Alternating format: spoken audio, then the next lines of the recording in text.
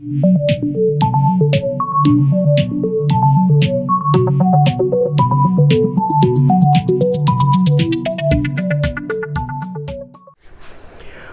Morning guys, कैसे आप सभी। मैं मौरिफ खान आप सभी का तहे दिल से स्वागत करता हूं आपके अपने चैनल एक्टिव लर्नर्स थोड़ा पढ़ो रेगुलर पढ़ो पर। पढ़ाई कंटिन्यू हो रही है। बिल्कुल बिल्कुल बिल्कुल, हम लोगों को पढ़ाई से नाता नहीं तोड़ना है। जी हां बिल्कुल। तो फिर आइए हम लोग अपने सेशन की शुरुआत करते हैं। आज हम लोग पार्ट थर्ड ट्रिगोनोमेट्री में, जैसा कि हम लोगों ने फर्स्ट क्लास में पूरे फॉर्मूला को डिराइव करना सीखा था, रटने की जगह समझने की कोशिश की थी। उसके बाद हम लोगों ने क्वेश्चंस लगाए। तो फिर जल्दी से जाइए, हमेशा की तरह कॉपी कलम, एक बोतल पानी भी रख लीजिएगा और मोबाइल को थोड़ी दूरी पे एडजस्ट कर लीजिएगा। और हाँ बच्चों, ज्यादा से ज्यादा दोस्तों को जोड़ना है और रेगुलर रहना है, फिर तो बहुत मजा आने वाला है। ओके, स्टार्ट करते हैं। तो सारे बच्चे अभी पूरे फुल कंसंट्रेशन के साथ इधर देखिए। और हाँ बच्चों, क्वेश्चंस बनाने से पहले मैंने बार बार बताया कि हमें क्वेश्चन को बार बार पढ़ना है। तो आइए हम इसी बात को ध्यान पे रखते हैं कि if angle A and angle B are acute angles, यहां एक क्लू क्या दे रहा है कि कोण ए और कोण बी क्या है, एक एक्यूट एंगल है। और एक बात मैंने क्या बताया कि पूरे ट्रिगोनोमेट्री में हम लोग राइट एंगल ट्रायंगल पे डिस्कस करेंगे। ओके बच्चों, यहां तक किसी को कोई प्रॉब्लम? ठीक है, आगे पढ़ते हैं अब हम लोग। सच दैट, इस तरह से है कि cos A बराबर cos B हो जाता है। Then show that angle A is equal to angle B। ये देखिए, फर्स्ट क्लू क्या दिया कि ये एक एक्यूट एंगल है। सेकेंड क्लू क्या दिया है, इसके लिए कुछ कंडीशंस दिए हुए हैं कि cos A बराबर cos B। तो हमें क्या शो करना है कि एंगल A एंगल B के बराबर होगा। तो आइए हम लोग शुरुआत करते हैं। बच्चों गौर से इस बात को समझिए, यहां क्या लिखा है, यहां आप ध्यान से देखिए, एक बहुत इंपॉर्टेंट पॉइंट है कि cos A लिखा है। इसका मतलब एंगल जो A होगा वो एक्यूट एंगल होगा। उसके बाद cos B, इसका मतलब एंगल B जो होगा वो भी एक्यूट एंगल है, जैसा कि यहां दिया हुआ है। इसका मतलब ये जो हमारा 90 डिग्री बना रहा है वो कौन होगा, एंगल C होगा। और इस तरह से हमने एक ट्रायंगल को ड्रॉन कर लिया जो कि राइट एंगल ट्रायंगल है। यहां तक किसी को कोई प्रॉब्लम? आइए सॉल्यूशन करते हैं कि इन ट्रायंगल ABC क्या दिया हुआ है कि angle C equals to 90 degree. Clear? उसके बाद सेकंड क्लू क्या दिया है कि cos A equals to cos B। So नहीं लिखे, फिर लिखिए नाउ। क्या लिखा है बच्चे? क्लू क्या दिया हम लोगों कि cos A equals to cos B। हो गया, बन गया क्वेश्चन। क्या सॉल्यूशन हो गया। अगर जो बच्चा सिर्फ और सिर्फ क्वेश्चन क्या कहना चाहता है इस बात को अगर समझ लेता है तो आधा मैथ का सॉल्यूशन तो ऐसे ही हो गया। ठीक है, तो घबराना नहीं, मैथ बहुत आसान लगने लगेगा अगर आप इस स्टेप्स को फॉलो करते हैं। ठीक है, मैंने फर्स्ट दिन ही अपने इंट्रोडक्शन में बताया था कि what is 3 step study plan, what is the best routine for every student, not only for the board examinee but also for the whole student. देखो बच्चों, cos A का मतलब बेस बाई हाइपोटेनस। अब हमें समझना है कि cos A के लिए बेस क्या होगा, ठीक है, और इसका परपेंडिकुलर क्या होगा। तो मैंने क्या बताया था, जिस एंगल के बारे में बात की जा रही है उसके सामने वाले साइड को क्या बोलते हैं, परपेंडिकुलर। ठीक है, तो जब ये परपेंडिकुलर है तो ये तो परपेंडिकुलर, इसका तो टेंशन ही खत्म। अब हम लोग बात करते हैं बेस क्या होगा। तो यहां देखिए, जिससे ये एंगल बन रहा है वो क्या कहलाएगा, बेस। तो हम लोग यहां लिख सकते हैं कि AC बाई H की जगह कौन काम करेगा, AB, AC बाई AB। ये cos A की वैल्यू आ गई। उसके बाद जब हम cos B की बात करते हैं, मतलब इस एंगल की, तो हम लोग क्या करेंगे, इसके सामने वाले एंगल को क्या बोलते हैं, परपेंडिकुलर। तो ये तो ऐसे ही हट गया। उसके बाद देखिए एंगल कौन बना रहा है, ये तो ये बेस का काम करेगा। तो यहां हम लोग क्या लिख सकते हैं, BC, और हाइपोटेनस तो कॉमन है। तो जब हम लोग जानते हैं कि टर्म सेम हो जाते हैं तो यहां से क्या होगा, ये समझ लिए कट सकता है ना, कोई कंफ्यूजन। और इस तरह से हम लोगों ने क्या रिजल्ट फाइंड किया कि AC इक्वल्स टू BC। यही इंपॉर्टेंट है। देखो बच्चों, जब हम लोग ऑब्जर्व करते हैं तो पाते हैं AC क्या है, ये है, अब BC क्या है, ये है। आप लोगों को यहां एक बहुत इंपॉर्टेंट क्लू निकलता है कि जब किसी ट्रायंगल में टू साइड्स इक्वल होते हैं तो उनका जो अपोजिट एंगल होगा, यानी कि अपोजिट एंगल कौन हो गया, एंगल A एंगल B आपस में इक्वल होंगे। और इस तरह से बड़ी आसानी के साथ हम लोग क्या प्रूफ कर सकते हैं कि angle A is equal to angle B। फिर से एक बार इस बात को समझ लिए बच्चों, घबराइए नहीं। जब कॉमन टर्म्स होते तो वो कट गए। तो कटने के बाद हम लोग क्या रिजल्ट मिला, AC is equal to BC। AC कहां है बच्चों, यहां AC है। अब BC कहां है बच्चों, यहां है। तो जब हम लोग ट्रायंगल ACB या ट्रायंगल ABC की बात करते हैं तो हम लोगों ने ऑब्जर्व किया कि AC is equal to BC। तो एक थ्योरम है कि अगर किसी ट्रायंगल में, ओके, टू साइड्स इक्वल होते हैं, टू साइड्स इक्वल होते हैं तो उनका जो अपोजिट एंगल्स होते हैं वो भी इक्वल हो जाएंगे। तो इन दोनों साइड्स के अपोजिट एंगल कौन है? ए और बी। इस तरह से ए और बी हमें मिल गया और यही तो हमें फाइंड करना था। ओके, नेक्स्ट क्वेश्चन पे आए। मजा आ रहा है? मजा आ रहा है तो ज्यादा से ज्यादा दोस्तों को जोड़िए और लाइक एंड शेयर का बटन दबाते रहिए। बच्चों अब हम लोग नेक्स्ट क्वेश्चन नंबर 6 में किसी को कोई प्रॉब्लम प्लीज कमेंट कीजिए, जहां भी प्रॉब्लम होती है। बिल्कुल अभी हम लोग सीख रहे हैं तो घबराना नहीं है, ना ही शर्माना है, सीखने में एकदम बेशरम बन जाना है। तो क्वेश्चंस कीजिए, कमेंट्स कीजिए कि सर यहां प्रॉब्लम हुई, यहां प्रॉब्लम हुई। बिल्कुल क्योंकि यहां बड़े मजेदार तरीके से ट्रिक्स के साथ, शॉर्ट ट्रिक्स के साथ और फिर डिफरेंट मेथड के साथ हम लोग हर चीज को सीख रहे हैं, चाहे वो साइंस हो या फिर मैथ हो। हम लोग आते हैं क्वेश्चन नंबर 7 के ऊपर। ठीक है, कह रहा है कि if cot theta equal to 7/8, okay, cot theta equal to 7/8, तो इवेल्युएट ये जो वैल्यूज दी हुई हैं इनको हम लोग को पता करना है कि इनके वैल्यू क्या होगा। ओके, बहुत आसान है, ऐसे क्वेश्चन तो हम लोगों ने बहुत बनाए हैं। तो सबसे पहले हम लोग क्या करते हैं कि cot थीटा की जो वैल्यू दी हुई है तो उसकी मदद से cot थीटा का फॉर्मूला क्या होता है? जी आप बिल्कुल सही, base by perpendicular. cot theta is the ratio of base and perpendicular. Okay, उसकी मदद से हम लोग क्या फाइंड कर लेंगे? h फाइंड कर लेंगे with the help of Pythagoras theorem. बहुत बढ़िया आप लोग सीख रहे हैं, ये बहुत अच्छी बात है। ठीक है, तो हम लोग cot theta equal to b by P equal to 7/8 equals to के को हम लोग हमेशा लेट करते हैं या मान लेते हैं। ओके, यहां समझिए, तो हम लोग क्या लिख सकते हैं? b इक्वल्स टू क्या हो जाएगा? 7k और p equals to 8k। Okay, फिर मैंने बताया था कि पिक्चर हमेशा ड्रॉ करना है। बिल्कुल आपको, आप जब ट्रिगोनोमेट्री पढ़ रहे हैं, ज्योमेट्री पढ़ रहे हैं, मेंसुरेशन पढ़ रहे हैं, स्पेशली इसमें पिक्चर की जरूरत होती है। जब आप पिक्चर बना लेते हैं ना बच्चों तो बहुत क्लियर हो जाता है आपका क्वेश्चन कि क्या कह रहा है, कैसे हम लोग उस तक पहुंचेंगे। ठीक है, आइए कि आपका b इक्वल टू क्या दिया है? 7k और p इक्वल टू क्या दिया है? 8k। इसलिए आप क्या लिखेंगे?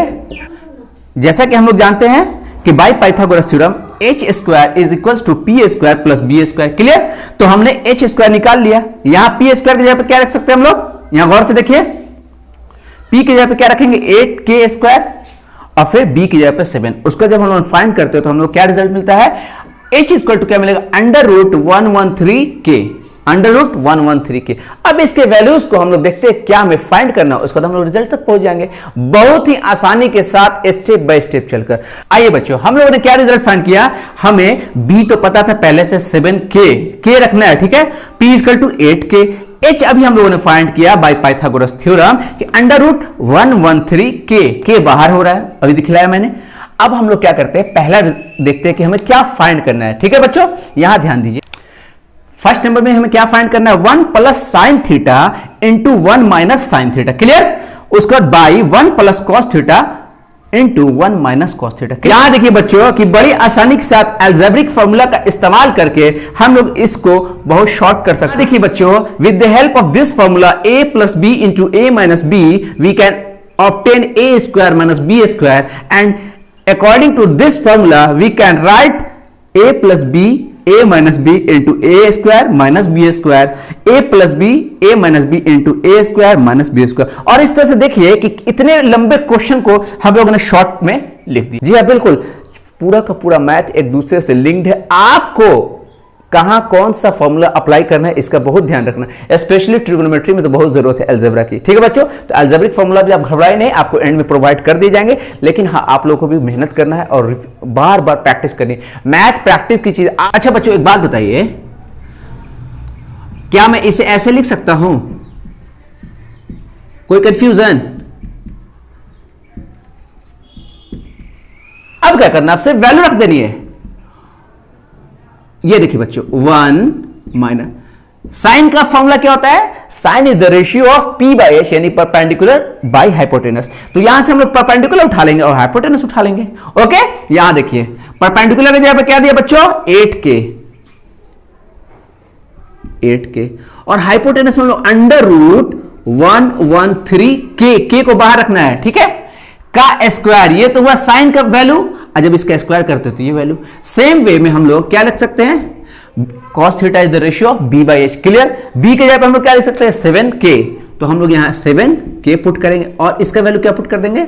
113k बाहर रखना है। ठीक है बच्चों, यहां तक किसी को कोई प्रॉब्लम? बात समझ में आ रही है? कितनी आसानी से हम लोग मैथ सीख रहे हैं। अब इसे हम लोग सॉल्व कर देंगे।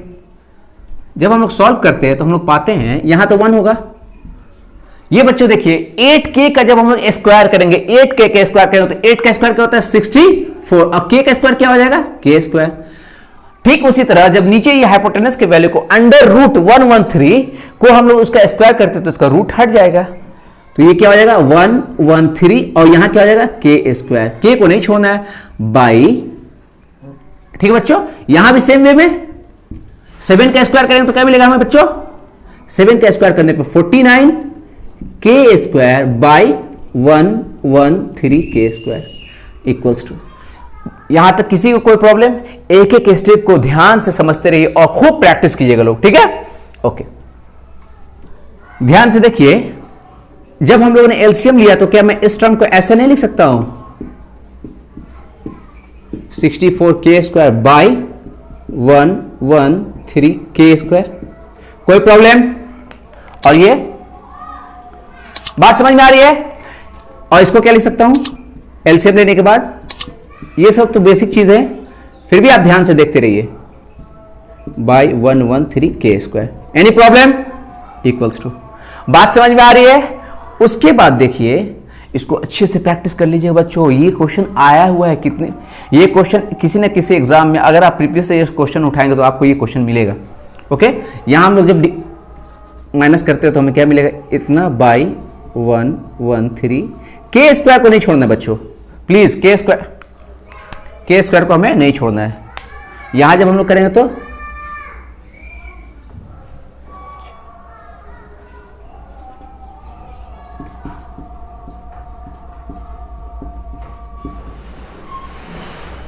जब इसे सिंप्लीफाई करते हैं तो हमें ये रिजल्ट फाइंड होता है, इसमें से इसको माइनस करेंगे तो 49। आइए यहीं से हम लोग को रिजल्ट साफ दिखाई दे रहा है, ओके है कि नहीं, क्लियर। आइए लास्ट स्टेप,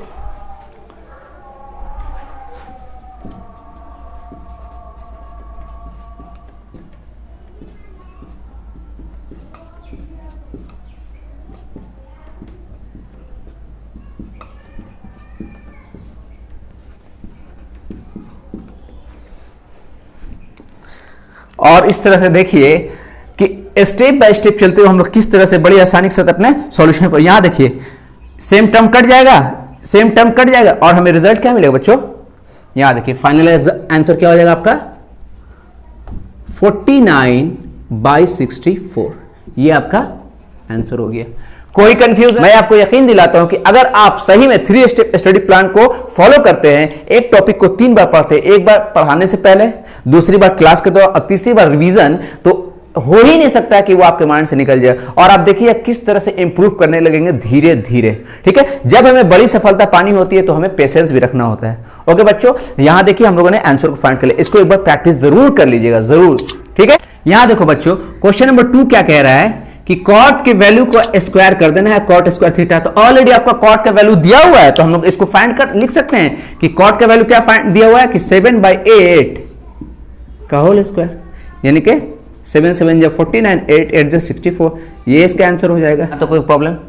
नेक्स्ट क्वेश्चन पे आए हम लोग, और हाँ सेशन मजेदार लग रहा है, थोड़ा अच्छा लग रहा है, तो प्लीज लाइक शेयर भी करते रहिए और थोड़ा फ्रेश हो लिए, फिर हम लोग नेक्स्ट क्वेश्चन पे आते हैं। क्वेश्चन नंबर 8 क्या कहता है कि if 3 cot A equals to 4, okay 3 cot A equals to 4, check whether 1 minus tan square A is equal by 1 plus tan square A is equals to cos square A minus sin square A, है या नहीं। तो फिर आइए इसे solve करते हैं। अगर आप लोगों ने पार्ट 2 पढ़ा होगा या देखा होगा तो आप लोगों को इस टाइप के स्ट्रक्चर का एक क्वेश्चन हम लोगों ने सॉल्व किया है। क्लियर, ये बहुत आसान है। इसको क्या करेंगे हम लोग, क्या हम लोग इसे ऐसे नहीं लिख सकते हैं 4/3, याद आ रहा है, कोई कंफ्यूजन। उसके बाद वही हमेशा की तरह base by P perpendicular by 4/3 equals to k, इसे हम लोग क्या करेंगे मान लेंगे, लेट कर लेते। ठीक है बच्चों, कोई कंफ्यूजन। यहां से हम लोग क्या रिजल्ट मिलेगा, b is equal to 4k, p is equal to 3k, और फिर पाइथागोरस थ्योरम को लगाकर हम लोग बड़ी आसानी से h भी निकाल सकते हैं, क्योंकि हो सकता है हमें h की जरूरत पड़े। Okay, we have to find h now with the help of Pythagoras theorem. Of Pythagoras theorem we can find the value of h which is 5k. ये तो समझ में आ रहा है, इसमें कोई प्रॉब्लम नहीं। As we know that tan is the ratio of perpendicular by base, so we can put the value of perpendicular and value of base और फिर हम लोग वैल्यूज का स्क्वायर करते हैं तो हमें ये रिजल्ट मिलता है। आइए इसे सॉल्व कर लेते हैं और देखिए किस तरह से इसे हम लोग जब सिंप्लीफाई करते हैं तो हम लोग लास्ट इस रिजल्ट पे पहुंचते हैं। यहां देखिए सेम सेम टर्म कट जाएगा, यहां से k और k कट जाएगा, तो हमें क्या फाइंड हुआ कि LHS इक्वल्स टू, ओके। अब क्या करेंगे, ये तो LHS का वैल्यू है, अगर RHS में भी 7/25 मिल जाता है तो हम लोग कह सकते हैं कि हाँ ये इसके इक्वल होगा, यानी LHS इक्वल टू RHS। या अगर नहीं आता तो लिखेंगे नहीं होगा। कोई कंफ्यूजन यहां तक, किसी को कोई प्रॉब्लम बच्चों? एक बार देख लीजिए। Now we can put the value of cos square a, as we know that cos a is the ratio of base by hypotenuse.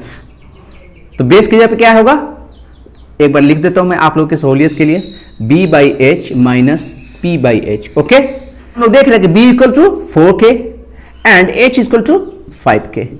इसके वैल्यू को रख के हम लोगों ने इसका स्क्वायर कर दिया, बिकॉज यहां भी स्क्वायर है। In the same way p equal to 3k and h equal to 5k। Now we can solve this problem.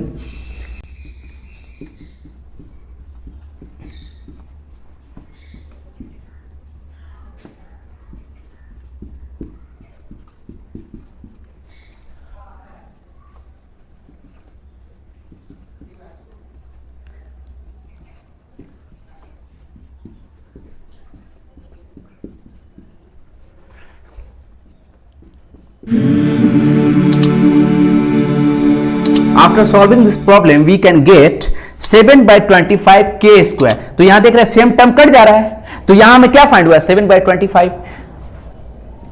तो हम लोगों ने फाइंड कर लिया 7/25 और हम लोग देख रहे हैं कि LHS की वैल्यू भी क्या आई थी 7/25 और RHS की वैल्यू भी 7/25। तो we can say that LHS is equal to RHS। Like and share का बटन रुकने नहीं चाहिए दफ्तर, और हाँ ज्यादा से ज्यादा दोस्तों को कनेक्ट कीजिएगा। और अभी प्लीज आप लोग थोड़ा सा कुछ खा पी कर फिर बैठ जाएगा, इसी को एक बार रिवाइज कर लीजिएगा, एकदम सेम यही क्वेश्चन। तो आज के लिए इतना ही, फिर मिलते हैं कल इसी एनर्जी के साथ, कुछ नए ट्रिक्स, कुछ नए मेथड के साथ, आपके अपने एक्टिव लर्नर्स थोड़ा पढ़ो रेगुलर पढ़ो के साथ। आपका काम बस इतना है कि हमसे कनेक्टेड रहना है और ज्यादा से ज्यादा दोस्तों को कनेक्ट करना है, और हाँ मैथ को सीखना है, साइंस को सीखना है, ओके। तब तक के लिए अपना ख्याल रखिए, अजीब और काफी मेहनत कीजिए, okay. Bye bye, take care, love you all.